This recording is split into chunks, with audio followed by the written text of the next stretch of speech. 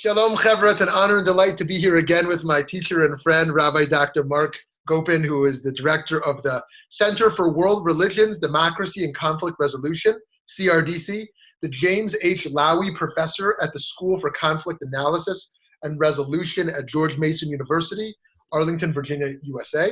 Professor Gopin has pioneered projects at CRDC in Afghanistan, Iran, Syria, Palestine, and Israel, and is the author of many books and has engaged in back-channel diplomacy with religious, political, and military figures on both sides of conflicts. He's appeared in numerous media outlets and published in many publications, including the International Herald Tribune. Rabbi Gopin, thank you for taking time to talk. It's wonderful to talk to you, Rabbi. Thank you. So to jump right in here, what is it, I mean, these are only big questions you could talk about for hours, but what is it that has caused so much conflict and vitriol between people of different affiliations in the U.S. and worldwide? What is at the root of such conflicts? Well, I think that actually, on terms of many indicators, conflicts are actually going down. If you look at the murder rates and the death rates from violence, it's actually getting better in history, especially in the last 20, 30 years. The death rates, even from wars, is going down. And yet, at the same time, now we're seeing a kind of infection in democracies and pseudo-democracies or near-democracies of an intense level of polarization between what's loosely called left-wing and right-wing thinking. But in reality, there's a lot of investments and, unfortunately, an undermining of the democratic principles that our societies were founded upon, based on manipulation of people's fears and their rage and their fear of outsiders and the way in which you can get votes based on that. So that if you look at the pattern from the United States to India to Turkey and to many other places in the world, to Norway's government, liberal Norway just fell over one ISIS family that was taken back from the war zone. So that everywhere you go, there is a great deal of investment in nativism.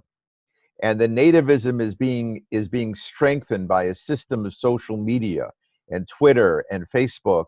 And then there are outside forces. There's the Russian government that are actually trying to destabilize democracies as much as possible by making people afraid of each other and angry at each other. And so there's actually deliberate efforts to manipulate the processes of democracies in order to undermine democracy. So even though on a certain level violence is going down, fear, suspicion, and rage is infecting the institutions of democracy at this point in history. So, as someone who I know holds your own strong views in support of vulnerable populations, against authoritarian style regimes and tyrants, how do you hold your own views while also working with different parties for an equitable resolution for all? Well, I felt all along that left-right thinking was misguided in terms of understanding not only what is happening to us, but also what is ethically right. I don't believe that the great prophets and the great rabbis in history and even the great philosophers thought in terms of left and right. I don't think Aristotle thought that way. Socrates didn't.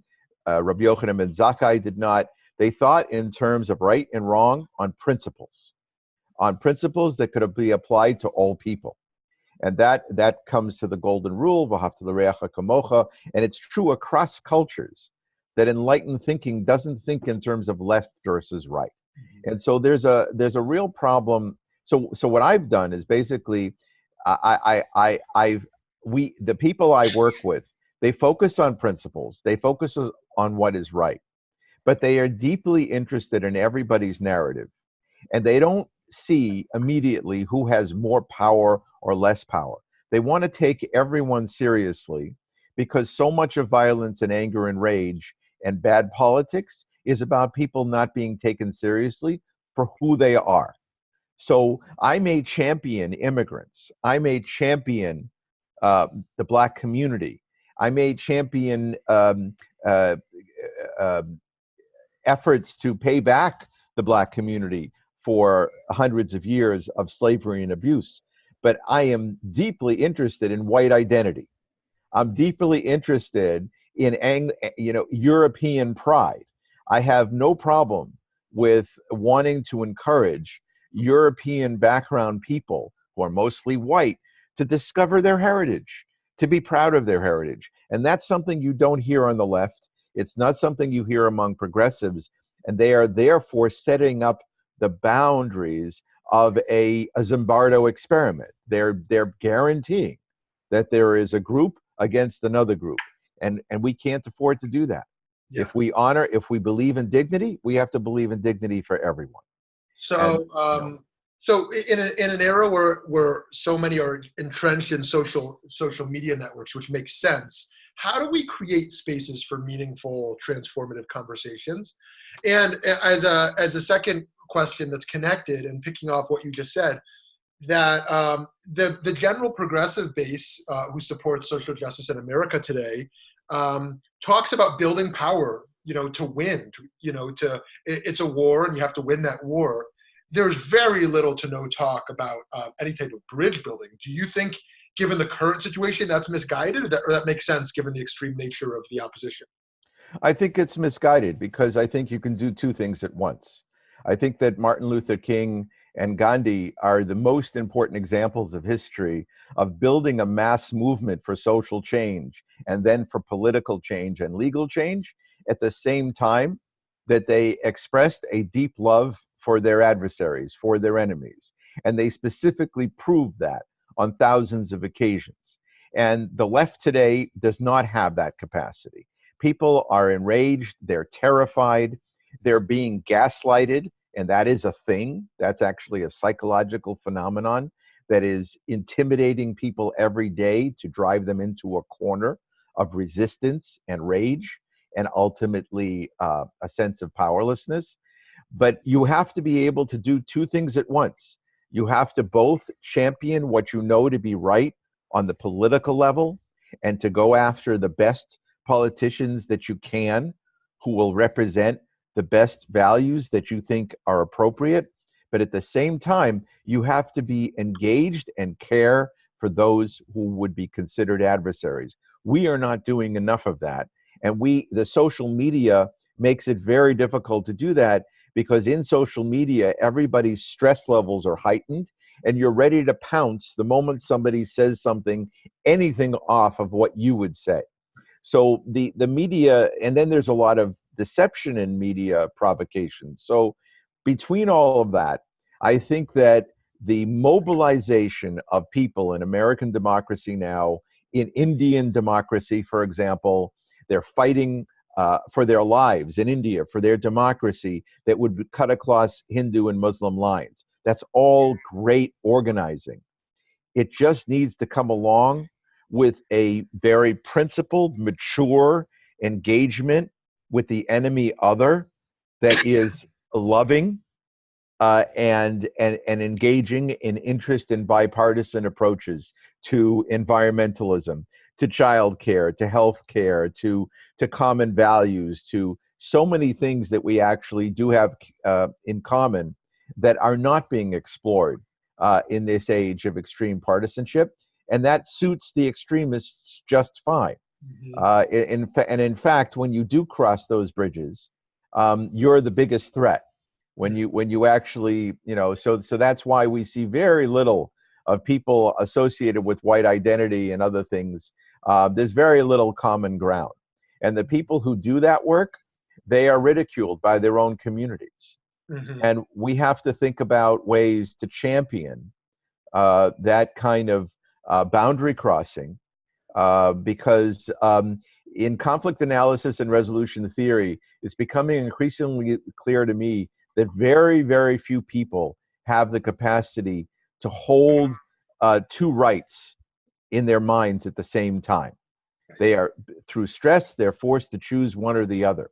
But that, in fact, is not a good way to build peace between people. So even through those conversations and that peace building work, do you think it's possible to address issues of identity and conflict without addressing underlying issues of wealth inequality? Um, it depends on the conversation. Like I said, I think you can do two things at once. So that when it comes to wealth inequality and power issues, you should mobilize people who are being underserved or systematically subject to prejudice in society. But again, if you look at that carefully, what's happening is that, okay, so there are millions of white minimum wage workers who are being manipulated into thinking that a racist position is in favor of them, instead of actually looking at how miserable their lives are with not being able to pay for a house, not being able to pay for rent even, and yet they are being manipulated into hating on people of color. So that is a deficit in those who have gone after the empowerment and power issue, that they don't have a forum where both white populations in the rural area and urban black populations can be in the same room talking about jobs. So some of the candidates have emphasized that, and that's great, but we can't change based on candidates and their character. We have to change based on systems that we're developing.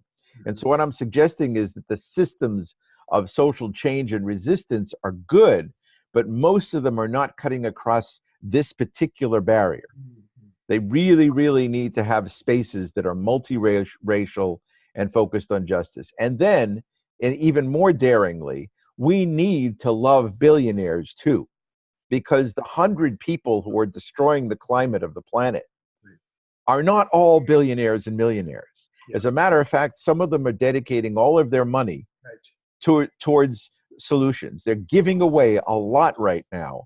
Yeah. And we don't want to demonize people, even if we think, in principle, nobody in this world should be a billionaire. The fact is they're there, and a lot of them have a desire to see the same results as we do.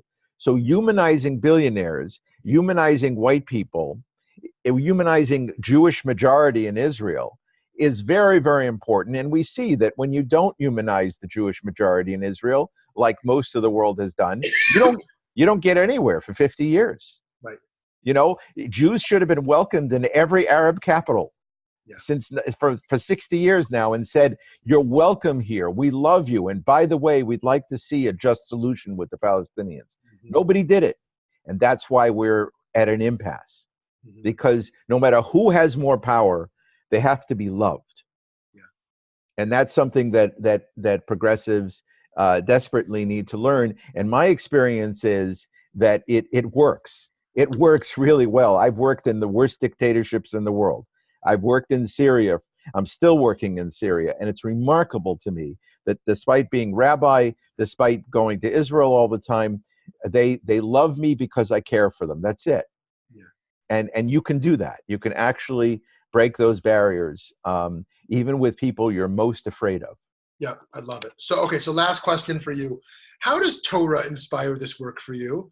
Or asked differently, how does Jewish tradition teach us, what is some of the wisdom there for resolving ideological conflicts that we experience?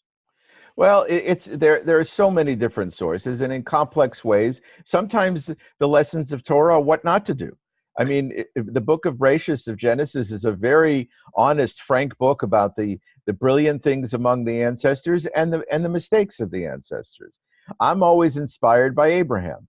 I can't believe the fact that this man who stood for compassion and justice was the one to stand up to God and say, you should give Sodom and Gomorrah another chance.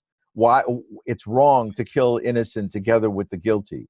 I mean, right there, an amazing champion, a guy that was dealing with very unsavory characters. And what did he do? He focused on the law and on what's fair and on transactions that would be just. He could have said, let me cheat them. They're awful people. And Abraham's example is a remarkable one. Rabbi Yochanan ben Zakkai, another remarkable figure in Jewish history, because he faced Jewish sectarianism and Jewish suicidal behavior, and he came out with a philosophy of peace and compassion and justice. Hillel, the same, remarkably self-controlled individual who worked on his anger and became a champion of peace. So the way I incorporate the tradition is amazing exemplars, amazing traditions, both biblical and rabbinic, on how to pursue peace. And then the whole system of humble self-reflection in Judaism, which means even reflection on the mistakes or the sins of our ancestors, even Moshe, even Abraham, is a critical ingredient to social change, because arrogance is the enemy of true peace. And humility is an answer. Beautiful. Friends, be sure to check out the amazing books and writings and teachings of Rabbi Dr. Marc Gopin. Thank you so much for your time. Great. Take care.